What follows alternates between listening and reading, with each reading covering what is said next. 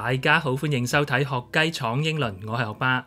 又嚟到一年一度買家居保險 Home Insurance 嘅時候啊，唔經唔覺經已係第4次買呢啲保險啦。每一次買保險呢，感覺上都係會長知識，今年都唔例外。有幾樣嘢係我嘅新發現啊，值得拎出嚟同大家講下嘅。當中呢，有一啲係開心嘅嘢，例如今次係我第一次買呢份保險，係比對上一年平咗㗎。保障嘅範圍多咗啦，另外有一個 excess 嘅 cover， 咁啊都係幾開心嘅事啊。咁但係亦都有唔開心嘅事，就係今年我先至發覺，原來之前買保險嘅時候係大意咗啊，因為唔完全明白呢一個 flat roof 嘅比例點樣計算，所以過往嘅年度我好大機會係買貴咗保險。情況係點？轉頭會同大家解釋下。有關家居保險續保嘅安排，係咪每一次都轉保險公司就會有着數呢？大家睇完我今日呢條片，應該就會有多啲頭緒啦。過往3年我都係用唔同嘅保險公司啊，主要都係考慮價錢啦。意思即係話，如果佢哋嘅保障範圍、保額、條款、墊底費等等都係類似嘅，咁好簡單，我就會揀最平嗰間。今年嘅情況係點呢？而家可以同大家詳細講下。首先，每一次續保嘅時候，我都係做3個指定動作嘅。第一個就係要睇下自己嗰個 renewal offer， 而家嘅保險公司嚟緊續保嘅時候，究竟要收你幾多錢呢？每一年續保嘅時候，保險公司都會主動 send email 話俾你聽嚟緊續保嘅安排啊。最簡單就係所有條款不變之下，你嘅新保單究竟要收幾多錢呢？咁我自己有經驗咧，就係試過睇唔到呢一個 offer， 原因係唔小心呢一個 email 咧跌咗落去 junk mail box 嗰度，而自己亦都好大頭蝦冇 mark diary， 直頭過咗期啊！即係現有嗰份保險經已到咗期，然之後先至發覺仲未續保，變咗有一個真空期啊！萬一喺呢一個空檔裡面間屋有咩事咧，就冇保險 cover 啦。所以第一樣大家要留意翻呢一個 renewal offer。最好寫翻自己 diary 啦，同埋睇一睇 email 嗰度會唔會唔小心跌咗落去嗰啲 junk mail box 嗰度。一如以往啊，保險公司喺我份保單到期前幾個星期經已 send 咗 email 俾我啦。今次嘅續保費用咧係比上年貴咗10幾磅啦，幾個 percent， 咁啊都唔算過分嘅。咁佢亦都解釋係成本上漲等等嘅原因。不過呢個都唔重要，因為就算佢 offer 乜嘢價錢俾你都好，你都記得要去講價。咁啊，之前買車保我都試過㗎啦，有一啲保險公司咧可以 online 去做嘅。今次我用呢一間 Home Insurance 咧，就冇呢一個 online 嘅途徑，咁所以咧我都唔嘥時間啦，即刻打電話去同佢傾啊。咁啊，最終咧佢就好快咁樣俾咗一個大約9折我啦，價錢就係減到去271磅一年啊。有咗呢一個舊公司續保嘅終極 offer， 就係你去格價嘅一個 baseline 啦。咁啊，叫做完成咗第2步啦。第3步就係去格價啦，去揾下其他保險公司有啲咩 offer。咁我一般做法咧，都係經呢一個 Top Cashback， 再去啲格價網嗰度揾最平嘅報價。今次我揀嘅格價網站就係 GoCompare 啦，佢都幾吸引喎。首先佢經呢一個 Top Cashback 去做咧，係會有36磅嘅回贈啊，現金回贈嚟嘅。咁啊，大家留意翻啲條款啦。同時佢係提供一個免費嘅墊底費保障，總共係250磅啊！如果你嚟緊呢一年真係要 claim 嘅話咧，而又有墊底費嘅部分，咁你就可以攞翻當中嘅250磅啦。相信好多朋友都試過喺 Top Cashback 網站嗰度消費，咁啊都簡單講講啦。首先你係要開戶嘅，登入咗之後咧，揾翻你想去嘅商戶嗰度，撳入去，佢就會將你 direct 咗去呢一個商戶嘅網站。同時話俾你聽，記錄咗你今次嘅 visit。只要你喺呢一個開啟咗嘅商戶網站上面直接完成消費，咁就可以攞到呢一個 Top Cashback 嘅現金回贈。有2樣嘢要提提大家，就係購買嘅過程中唔好嘗試刪咗個 browser 又再開翻。另外就記得允許網站咧 access 你嗰個 cookies 啊。呢2樣嘢如果冇做到咧，都有可能令到你攞唔到呢一個現金回贈。最後完成晒成個購買過程之後，再翻去你 Top Cashback 嘅 dashboard 裏面，通常都會即時顯示翻你今次嘅消費。咁嗰個 cashback 嘅金額就會係0嘅，暫時嘅啫。佢確認咗之後咧，就會顯示翻你應得嗰個金額噶啦。喺度都順便講下我哋 Top Cashback 網站嘅新會員推薦優惠嚇。如果大家仲未成為會員嘅話，就可以用我哋影片描述裡面有嘅一個推薦連結啊，申請成為會員啦。新會員係可以享有10磅嘅現金回贈，呢個優惠呢，我都唔知幾時會完啊，所以最好盡快申請咗先，用任何一個 email 就可以申請噶啦。要兌現到呢10磅嘅現金回贈，仲有一個少少嘅要求，就係大家成為會員之後，要總共消費並且累積賺到10磅嘅 cashback， 咁呢一個額外嘅新會員現金回贈呢，就會自動兌現俾大家噶啦。咁呢件事呢，時間都係好寬鬆嘅，有3年時間去達標。不過的確有啲朋友呢，有時用下又唔記得咗，咁啊，借呢個機會都提提大家留意翻你申請成為會員嗰個日子啊，3年之內就最好達標啦。再講多次，想經我哋推薦成為 Top Cashback 嘅會員，可以用我哋熒光幕顯示嘅呢一個連結，而呢個連結亦都可以喺我哋嘅影片描述部分嗰度揾得到嘅。又或者大家好簡單，攞個手機出嚟 scan 下呢一個 QR code 都可以去到申請網頁嗰度。講翻我今年續保嘅情況，亦都係因為 Top Cashback 啦。今次我最終都係選擇轉會啊，轉去另一間保險公司，咁啊都係當中比較平嘅一間啦，就叫做 Alliance。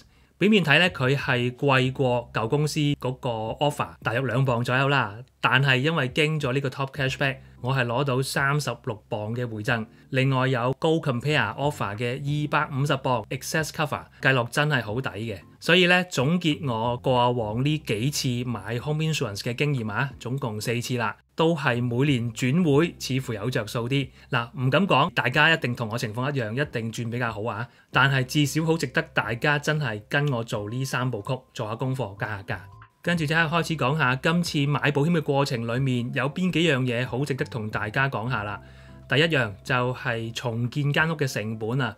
每一次買保險嘅時候，佢都會經呢一個 BCIS 嘅一個組織啦，去估下我呢一間屋如果完全冧咗冇咗，重新起過要幾多錢？咁我睇翻資料咧，上年報俾我係276000磅，今年咧變咗333000磅啊，升咗大約21%。咁係咪反映一年間呢一個英國嘅建築成本升咗好多呢？會唔會對於將來嘅樓價有啲啟示呢？通常啲人都係咁講噶嘛，建築成本升咗，即係話新樓嘅價錢都唔會平得去邊。咁如果新樓貴，二手樓都會貴。又或者建屋成本太高，連埋地價起出嚟嘅新樓根本上市場係消化唔到，咁啲發展商就會起少啲樓，最終令到供不應求嘅情況出現，亦都會令到樓價上升啊！呢個係少少嘅題外話，講翻你間屋嘅 rebuild cost 啊，其實呢個都係一個好粗略嘅估計，一個 average 嘅數字啦。咁如果你間屋起得好精緻嘅，裡面裝修好靚嘅，咁喺呢個時候咧，你就要 mark up 呢一個價錢啦。咁啊，令到你份保單有足夠嘅保障額俾到你。第二樣想講就係今年份保單我加咗一個 home emergency 嘅條款，佢主要保障一啲好突發嘅情況啊。例如爆水喉啦，你個 boiler 冧咗啦，塞渠啦，電力有問題啦，發現有老鼠啦，打風跟住屋頂嘅磚吹甩咗，咁呢一啲都係要即時處理嘅嘢。如果你唔即刻搞呢，可能你係生活好唔方便嘅，或者間屋會有更加大嘅問題。咁通常呢啲情況呢，你係冇時間去諗點樣自己 DIY 噶啦。又或者你又唔熟路，自己去揾啲標打翻嚟呢，又唔知搞幾耐。咁有呢個保障呢，保險公司就可以即刻揾人嚟幫你。咁而個保障額嗱，我今次買呢間公司呢，佢都去到1000磅，都應該幾足夠啦。一啲突發性嘅情況，同埋喺呢方面呢，係大家唔需要俾墊底費嘅喎。今年特別想保障多少少嘅，因為譬如塞渠嘅問題，之前有講啦，其實真係唔係每一次都可以自己解決到嘅。額外花多呢幾十磅呢，感覺上就安心啲。第3樣好重點想講就係你間屋個屋頂啊 ，flat roof 即係平頂佔嘅比例有幾多啊？就係因為呢一樣嘢，我發覺原來過往幾年我都係報錯數嘅，白白咁樣俾多咗保費。咁係咩情況呢？首先大家要知道啊，保險公司嚟講，佢如果知道你間屋平頂 flat roof 嘅部分佔多呢，佢會視為呢間屋出問題嘅風險高啲。平頂佔嘅比例越高，保險公司收你嘅保費啊，一般嚟講都會高啲。甚至有啲講法，如果你間屋有超過30%嘅屋頂係平頂，有啲保險公司直接唔受保添，可能你要揾啲專門嘅保險公司去做。平頂唔受保險公司歡迎嘅原因主要2個啦，首先就係天氣因素啦。喺英國咁嘅天氣下面啊，平頂係比較容易積水積雪嘅。咁另外就係有啲乜嘢垃圾啊，或者甚至昆蟲嗰啲咧，都係較容易喺平頂嗰度積聚啊，變相令到平頂嘅部分更加容易老化出問題漏水呢啲，咁啊亦都你 claim 呢一個 home insurance 嘅機會會大咗。第二方面就係平頂對啲賊嚟講咧係比較方便嘅，即係話佢容易啲擒上去啦。如果你咁啱二樓啲窗唔記得閂嘅，咁佢就有機會咁嘅途徑去入去你間屋嗰度偷嘢啦。不過其實講入屋爆竊嘅話，我覺得平頂嗰個關係都唔係咁大啊。佢有心嚟嘅話，佢揾一嚿石揼爛你啲玻璃都好容易入咗去偷嘢。咁但係最緊要係保險公司點睇咯？佢覺得呢樣嘢係一個風險因素嘅，咁自然會喺保費嗰度反映翻。無論如何買呢啲家居保險好普遍啦，你都係要答呢個問題，究竟 flat roof 嘅佔比係幾多？咁我睇咗一啲網上嘅 forum 啊，其實都好多人問呢方面嘅問題，就係究竟點樣去計呢一個 percentage 啊？咁啊，最簡單理解就係你間屋所有屋頂加埋嘅總面積當中有幾多係平頂，咁咪計翻個 percentage 咯。但係原來有一個問題我之前都冇諗嘅，就係呢一個屋頂，譬如你斜頂嘅部分，你係計佢嘅 surface area 總面積啊，定係佢垂直 cover 個地下，即係所謂嘅 footprint 嗰個 area 咧？咁網上都有人問嘅，咁啊有人建議就要問翻個別嘅保險公司，所以咧我都好直接咁樣走去問保險公司啦。我問嘅呢間保險公司，佢嘅講法就係計屋頂嘅 surface area， 即係你成個斜頂嗰個總面積，就唔關乎你究竟個斜度有幾多啊，冚到地下嗰個範圍有幾大啊。咁呢個係解決咗我一個疑團，而我以往真係冇考慮呢個因素，原因係我靠呢一個 Google Map 啊。喺一個俯瞰嘅角度，然之後簡單計一計平頂嘅比例啊，咁用呢個方法即係話我係用緊嗰個 footprint 屋頂垂直 cover 嘅位置，就唔係佢所有磚加埋嗰個總面積，導致到我以往幾年計出嚟嗰個 flat roof 嘅比例係比實際高咗。另外我仲問咗一個問題，就係花園嘅 shed 計唔計？以往我係冇計到嘅。但係保險公司話俾我聽係可以計埋，咁呢一個因素亦都令到我以往計嘅平頂佔比係高過實際嘅情況。總括嚟講，兩個原因就令到我以往俾嘅保費係比我實際需要嘅多咗。我諗粗略估計每年都俾多咗20-30磅左右啦。其實我覺得揾保險公司問清楚呢個動作係一個指定動作添，因為每一間保險公司嘅處理方法都唔一樣啊。我講嘅都係只可以作為參考。另外同佢講完之後，有一個 written proof 喺度記錄翻我哋嗰個 chat record， 咁將來有啲乜嘢索償嘅時候有爭拗都可以攞翻出嚟講。同埋我講到明我係用 Google Map 去計係 roughly 嘅啫，咁佢答咗我 OK， 咁我咪用呢個方法咯。只要佢唔係要求我揾一個 inspector 翻嚟 check 清楚，又或者要揾翻以前買樓嗰啲文件去確認，咁即係話將來如果有咩情況出現嘅時候，都有一啲酌情嘅空間去處理呢一件事。究竟 flat roof 嘅佔比對保費嘅影響有幾大？喺度俾個例子大家啦，就係今次我問嘅呢一間保險公司啦。最初我係揀20% 嘅保費，一年計係245磅，加到去30% 嘅時候呢，保費就升咗去267磅啊，多咗大約22磅左右啦。所以大家如果真係計得太鬆嘅話，真係會俾多咗保費。不過保費事少，最緊要就係唔好報細咗。因為萬一將來你要 claim 嘅時候，佢話你報嘅平頂嘅佔比係比實際低，然之後令到你份保單失效，咁呢個問題就真係可大可小啊！仲有一樣嘢要提提大家，就係要留意翻舊嘅保險公司有冇啟動到自動續保嘅功能啊！如果你準備轉會，就記得睇翻舊公司嗰個網站或者個系統啦，揀翻停止呢一個自動續保啊，否則到時咧你會變成有2份 home insurance 啊，咁啊使多咗額外嘅錢就唔抵啦。講翻轉頭，究竟需唔需要買 home insurance 呢樣嘢呢？真係見仁見智嘅。